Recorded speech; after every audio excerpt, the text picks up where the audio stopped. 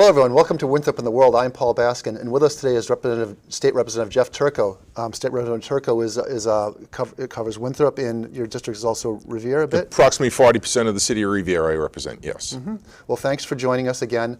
I'd like to know what's going on Beacon Hill these days. What's important for the people of Winthrop to know that you're working on in Boston these days? Yeah, I mean, right now the top priority of the House and Senate is the state budget. You know, the fiscal year begins July 1st.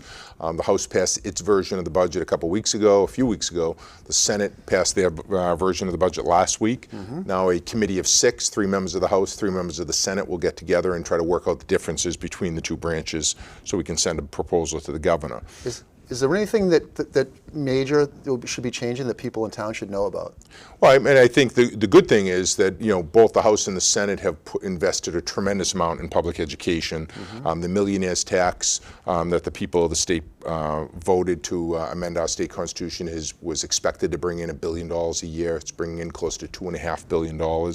And so that's allowed us to put an unprecedented amount of money towards education and towards public transportation, which is pretty exciting to see that happen. And is there any way to say what that would look like in town here? It would mean, you know, a certain number of dollars for our school system, which just had the override, or any kind of changes in transit we should expect in town? Yeah, so I mean, a couple things. In terms of the town, you know, we've set a minimum of an additional $150 per student, you know, in the district. So if Winthrop has 2,000 students, it'll get $150 extra for the 2,000 students, in addition to the regular aid that we get under Chapter 70, and in addition to the aid that we get under the Student Opportunity Act. Got it. So it's a nice opportunity to help buttress and support our public schools in the Commonwealth. Got it. And so that number is what will happen if the final bill gets passed? When the final bill ultimately goes to the governor and she signs it, then, you know, I think she had proposed a $75 or $80 per pupil, you know, addition, and the House increased it to $150, and the Senate's gone along with that. So, and like, we talking months away before this ends up, probably? Yeah, I mean, the fiscal year begins July 1st. You know, the goal will be to get the budget passed, a final budget passed before June 30th. But ultimately, you know, if not, if the differences, you know, sort of take a little longer to work out, then we'll pass what's called a 1/12 budget, where we'll pass a budget for the month of July based on last year's numbers, and it'll give us an opportunity to finish the work. But the goal is to get it done by June 30th, so we have an in-place budget. Right. So you covered education. As far as transit, anything we should? I mean, we've got obviously the good news with the ferry that's going straight, well, sort of almost straight into Boston, stopping at Logan. Yes. And then there's talk about some kind of bus service to service the ferry dock as well. Yeah. So we're looking at a couple of things, and you know, and it's been great working with Senator Edwards on the ferry, because, you know, we've put the House and the Senate have helped make a commitment to it, but it requires legislative leaders from the respective districts to say why it's important for Winthrop, why it's important for East Boston, why it's important for Lynn and Salem to have a ferry and have an opportunity to take it. And the ferry really is an incredible service for the people of the town to use it. It's quick, it's smooth, and you know, obviously, you know, it's indoor and outdoor. So on a beautiful day, you can be on the back of the ferry and enjoy the weather. And the MBTA knows what it knows and knows what it doesn't know, and so they've partnered with an outside vendor to run the actual ferry service for them. Boston Harbor Cruises, that's been wonderful. True partners, and now we're working on getting a lot of people. Obviously, we want to have a ferry around. I mean, a shuttle around town to help get people to the ferry, so they don't have to drive there as well. Right. So, as you mentioned, yes, I know Senator has been working on that. Do you know the status of that? Whether that's likely to start anytime soon? I don't have a timeline on that. That's just things that are being worked out with the MBTA. You know, obviously, the MBTA has we've invested hundreds of millions of dollars from the millionaire's tax into the MBTA. Of the roughly $2.5 billion that's been brought in on an annual basis, we've sort of divided it half to education, half to the MBTA to increase public transit. And so that's some of where the ferry money's coming from, some of where just the infrastructure for the T to address systemic problems from having the oldest public transportation system in the country. Right, and there's been talk about changing the routes that serve Winthrop, the 712 and the 713 bus that kind of go 2 different ways around town, and maybe extend it out into Revere. Yes. You know, can you give us an update on where that stands? Yeah, so I mean, that's something that both, you know, my colleagues in Revere municipal government and some in Winthrop government have expressed concern about, because as they try to improve the efficiency of the bus routes, I think they're lacking in some areas. So, for example, one of the concerns with the change in the bus route in Winthrop, it certainly will increase service in parts of the town, but it'll decrease service out to Point Shirley. Yeah. And that's a problem. You know, and I think the bean counters that sit down and calculate sort of how they determine where they'll maximize the number of people, they don't factor in people at Point Shirley who, how are they going to get from one end to the other to be able to get to it? They're not going to, in the middle of the summer in the heat, you're going to ask a senior citizen to walk there. In the winter, in the snow, and the inclement weather, you're going to ask a senior citizen to walk from Point Shirley towards McGee's Corner. It's not a fair thing. And so we are working on trying to address that. In addition, same thing in Revere. The Jack Satter House on Revere Beach has a bus stop there. And the, again, I say, not trying to be pejorative, but the bean counters will say, oh, well, it's okay, they can walk to Oak Island Street and take the, get a bus, but when you're talking about senior citizens, people with mobility issues, to say to them, you know, just dismissively, oh, it's only 2 blocks away and across a major highway. I mean, so we are working with the T to get them to say, we have to be cognizant of the fact that these are real issues with your rerouting. Well, so long discussion, but just in general, how receptive and how likely do you think you will be to kind of have success in these areas? Yeah, I mean, I think, you know, anytime you can increase service, obviously that's a good thing. And so the new routes, you know, they tell us will increase service to Winthrop, will increase service to my portions of Revere, but I'm concerned about the areas that will be left behind in the name of increasing service elsewhere. So if there's limited federal, I'm sorry, not federal, but federal, state, local money for transportation, what's the argument for spending so much of it on a private option, cars, versus a public option? Why shouldn't public money go to public transportation solely? I'm not sure I understand your question. Well, I mean, there's obviously a large amount of public money that goes to subsidizing use of private vehicles, personal vehicles. Should that not be a personal private choice and funded as such, and have any public money for transportation go to public modes of transportation? Yeah, well, I mean, we've talked about this before. I mean, you know, when somebody drives a car, an electric car, they're paying, I mean, a gas car, they're paying a state gas tax, they're paying a federal gas tax, they're paying an excise tax in their town, and they pay general taxes that go to the general treasury. All of that goes towards building your roads in maintaining your roads. Right, yeah, but it doesn't come close to covering that. So I'm getting as why should there be that? Why should there be a large public amount spent on that? Well, because number one, I mean, we've talked about this during our first interview. I mean, there's a constitutional obligation of government at the federal and state level to provide roads, because you can't deliver the mail, you can't have commerce without effective roads, and initially when that constitutional requirement was put in the United States Constitution, we were talking about horses and buggies, and we were talking about the Pony Express type of situation.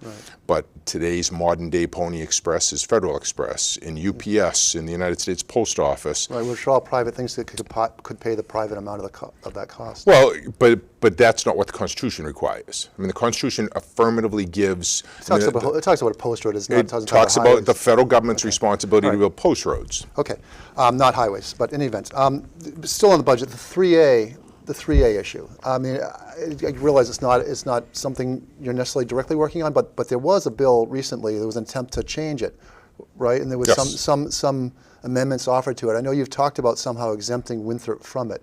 Was there an amendment put forth to exempt Winthrop from 3A? Oh yeah, I filed, I believe, 5 bills that would exempt Winthrop in various ways.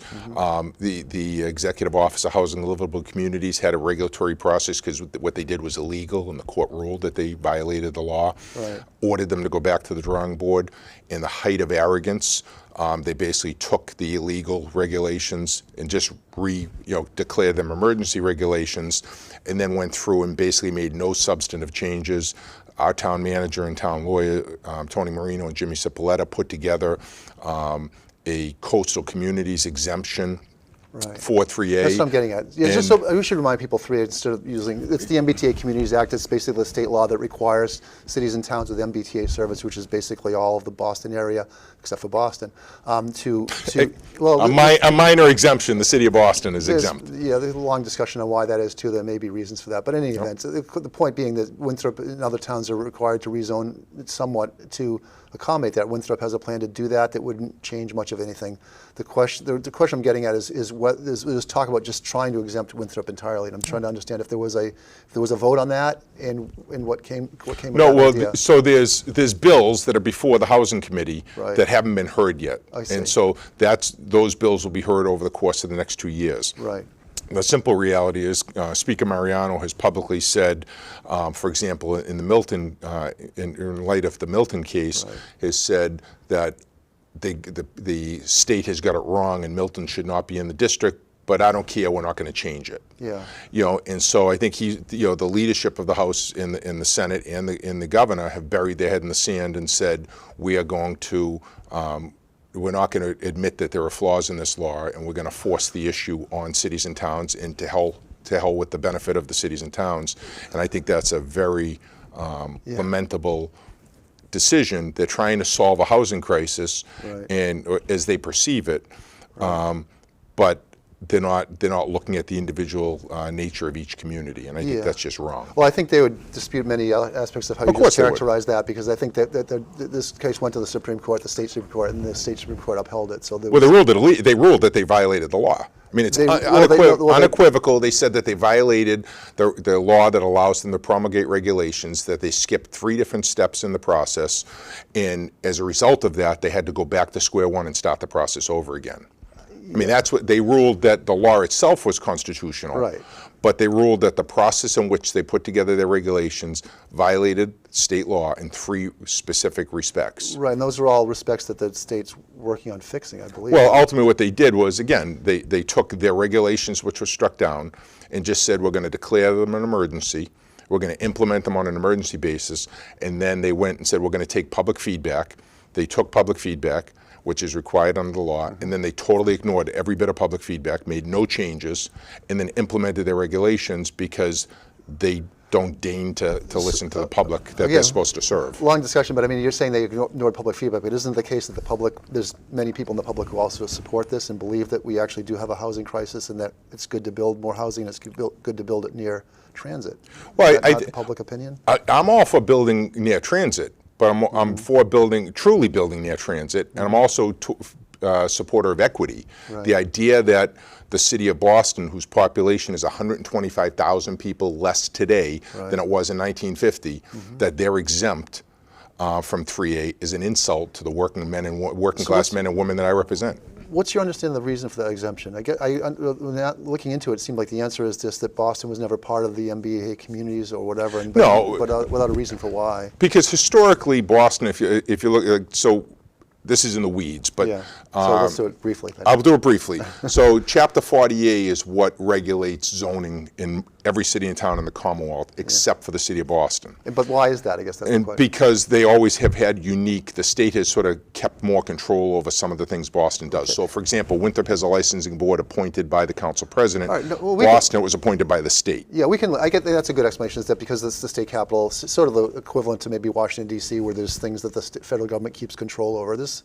some logic to that, but isn't it also the case that Boston is really different in a lot of ways too, and that's maybe sort of a side argument to be pointing to them all the time, because it's such a big city, it's got so much transit in it, it's got so much housing in it anyway, so maybe it's just too complicated to mix them in with all these other cases. Well, no, I think that's an excuse. I think Boston has the power, and so that's why they're exempt. Okay. That, truth be told, and you look at the end of the day, if the goal is, hey, we have a housing crisis, and Boston's population is 124 or 125,000 people less from 1950 to 2020, then don't tell me Boston's done its part. Yeah, okay. They haven't done their part. Okay, I hear you. Revere's population was the fastest growing community in the Commonwealth from 1950 to 2020.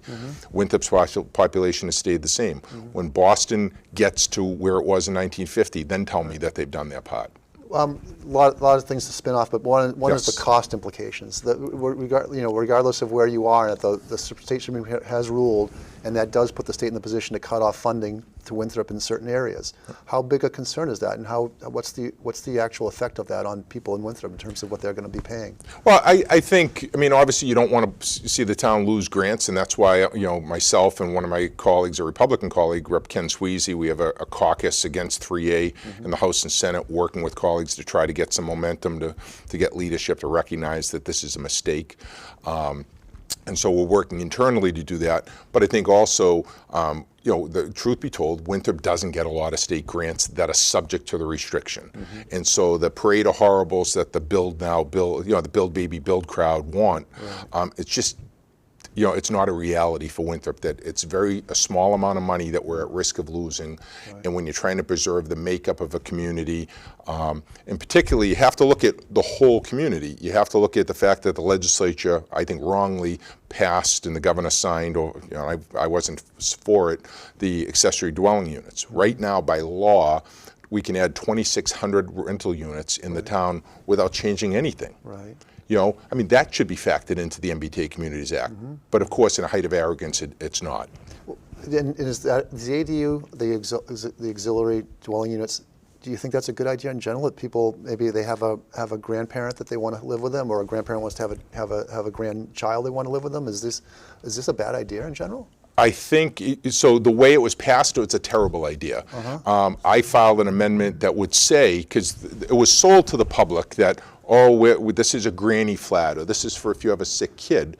And so what I did was I said, well, okay, that's great. Let's say that the law, it has to be owner occupied and it has to be family. I see.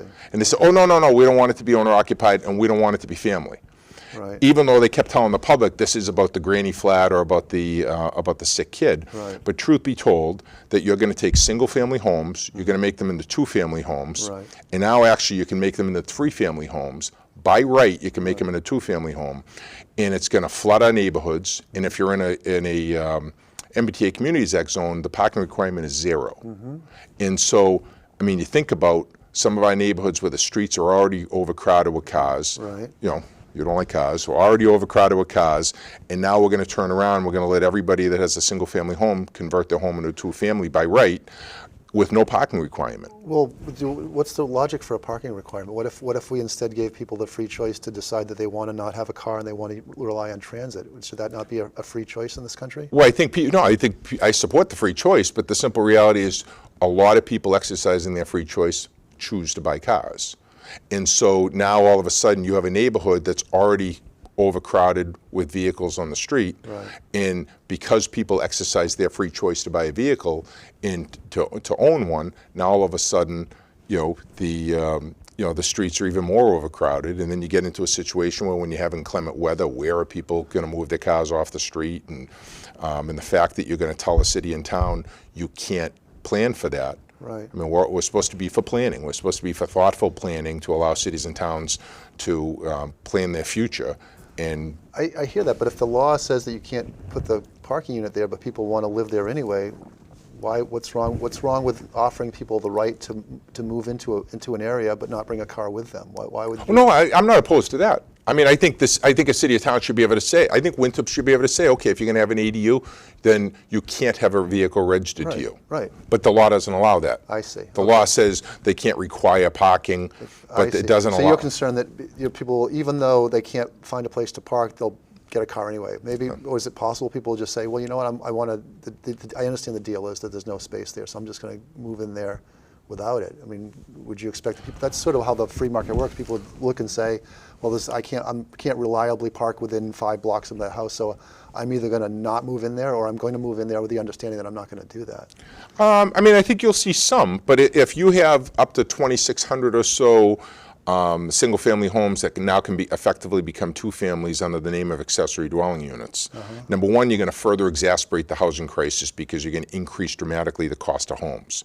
The United States Senate was doing an investigation last year down in Georgia where private equity companies were going out and buying up single-family homes, and they were converting them because they had a very liberalized accessory dwelling use law.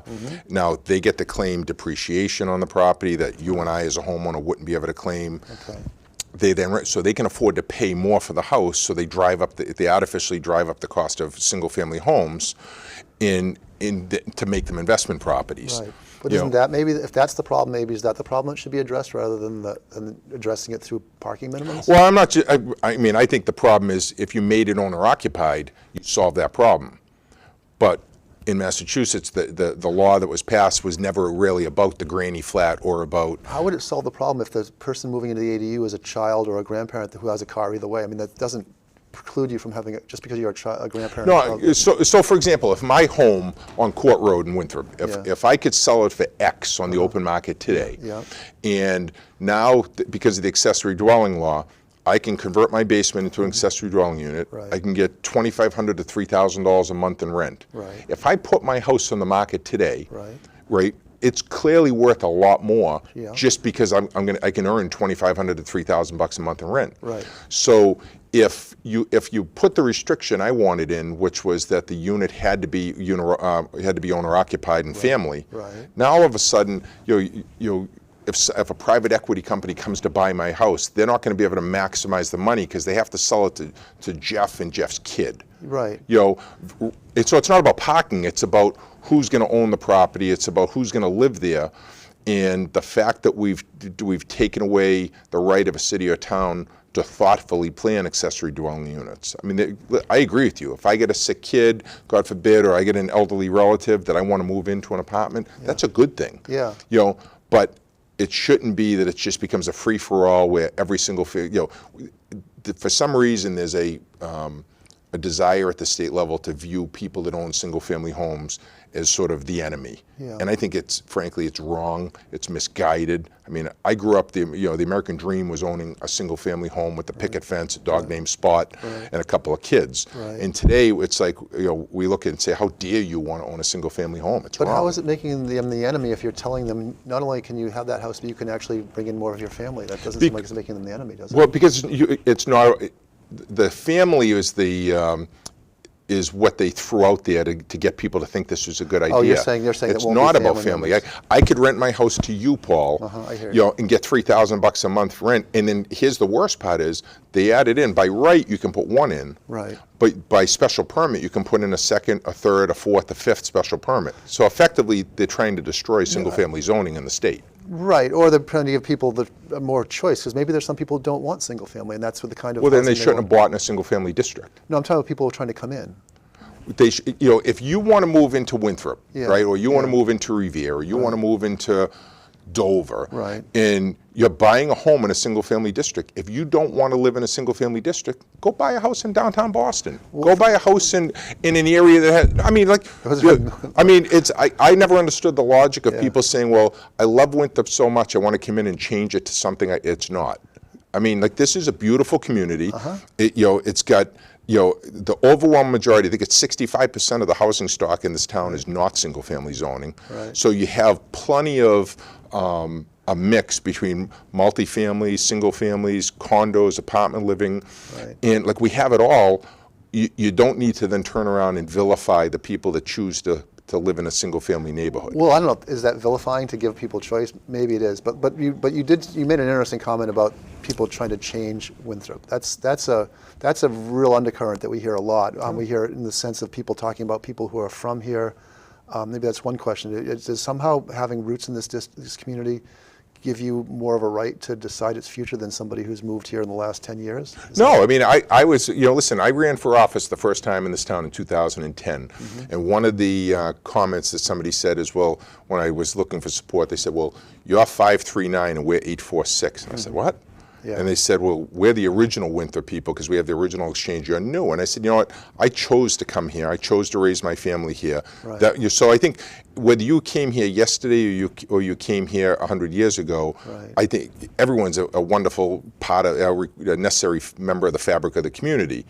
But I think when you come here saying, I want to turn the town upside down instead of being a part of the community, I think that's not good for the community. I think it's divisive. But to call it turning the town upside down, is that not a divisive way of phrasing it? Because you could just be saying, there's ongoing improvements that could be made. It doesn't mean destroying the character of the town. It doesn't mean taking away the ocean. Matter of fact, maybe it means saving the ocean. To add up to nearly 3,000 units to the town would destroy the town, unequivocally. And between the ADU law and the MBTA Communities Act law, you would put the town at risk of over 3,000 new units. It's destructive to the town. You talk about concerns about the roads. You talk about the financial hardship on our schools. Go talk to the superintendent of the schools and say, if we added 3,000 new units in Winthrop, if we have 1,000 new units in Winthrop, and half of them have kids, what does that do to your budget? You think the override in November and then in April was a big deal, we'll be asking for 10 times that amount of money. Right, because the state aid will never catch up to the amount of housing they're trying to jam down our throat. Right. Well, again, there's a lot of housing that's going into Winthrop regardless of 3A. Isn't there more housing going to, there's more housing going into Winthrop in the next few years far beyond what any effect of 3A. Is that not correct? No, absolutely not. There's definitely new housing, but that's always been the position of people in town. Like Winthrop has done its part. If you look at Winthrop, the development that's happened in Winthrop over the last 20 years, right. I mean, there are a lot of new properties that have come into this town, and we don't get good enough credit. In fact, I watched an interview you did with my colleague Senator Edwards, and you talked about the Globe talked about the largest number of outgoing white residents, the largest number of incoming Hispanic residents, yes. and like it seemed like there was a genuine surprise by the numbers. And it's like, all you got to do is go to Winthrop High School's graduation, and you see the diversity that is this town. I do a lot of I'm a real estate lawyer, effectively. I can't tell you the last time I represented, someone that looks like me buying a house in Winthrop. I mean, the town is changing, and it's wonderful. I mean, you look at our restaurants, you look at just people walking around our community, but we're doing it at our pace. And the idea that people that don't understand the town want to come in and jam us with change, or people that moved in here and say effectively they want to turn the town upside down overnight, I think is wrong, and it's misguided because they're not giving credit for what's already happened in the town. Understood. Is this idea though that Winthrop can on some level stay the same the way it kind of is that a little Pollyanna-ish? No, I think the town is 1.6. If you factor in, the runway, we're 1.9 square miles. We're one of the top 5 most densely populated towns in the Commonwealth. The town hasn't stayed the same. And we built a new middle school, high school. The Fort Banks School is still, in the history of the town, relatively speaking, new. The Cummings School is relatively new. We're building a new fire station. I mean, there's been a lot of new things that have happened in this town. And then again, you go and look at some of the development between Atlantis Marina, was sort of one of the bigger ones at the beginning. Now you turn and look at the old Kirby Funeral Home. Apartments are being built there. The Wadsworth Building. I mean, a lot of good stuff has happened in this town that's doing its part. But you also call a realtor. You should interview a realtor and say, how many rental units right now are in the market in Winthrop that are unrented for our housing crisis? How many do you think it is? I don't know. I was told this last Friday by a realtor. There are 80 apartments in Winthrop right now today that are for rent. That they're looking for tenants. Is that a normal? So much for the housing crisis. Well, is it, or is it just that's the normal sort of? It takes when people move in, people move out. There's some gap in there. I mean, is that just that's not just a normal slush in there? I mean, there's always going to be some, but 80 is a high number. Again, that's why I say I suggest you should interview a broker. Okay, that's a fine idea. I just think it'll give a different perspective for you. I'm not sure 80 is a large number. Just knowing that people have to turn, but that's worth asking. But that's Winthrop. Then you go to Revere. You look at the Amaya building. I think they're at about 65-70% capacity. So there's a bunch of units there. With all the developments, there's a lot of units around here. And then you also, we've talked about this last time. 2/3 of the state, have tremendous amount of land and not enough people. Like, we should be looking at that. But then you create these, the governor who has support, but she created this commission on housing, and they get all people that are, Eastern Mass centric viewpoints and say, oh, we don't need to add housing in Western Mass. I mean, Western Mass is dying. I mean, it literally, if you look at the population, it's the Western Mass, is a dying part of the state. And one of the ways you got to do it is you have to increase transportation.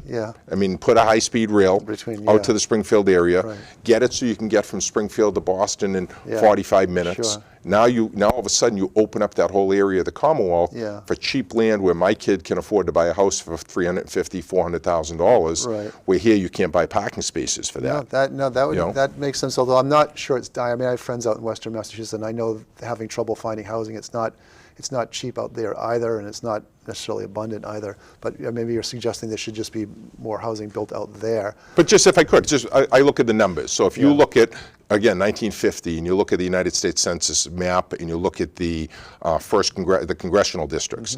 The first congressional district used to be one sliver of the state.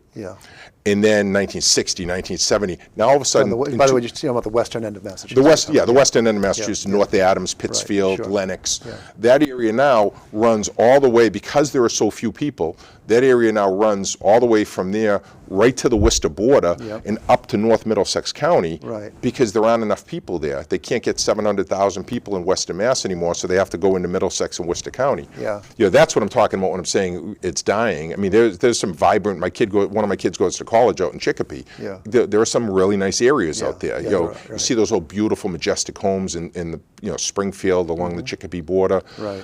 But at the end of the day, we got to figure out how to make that area open so that our kids can actually afford to buy a house. Yeah.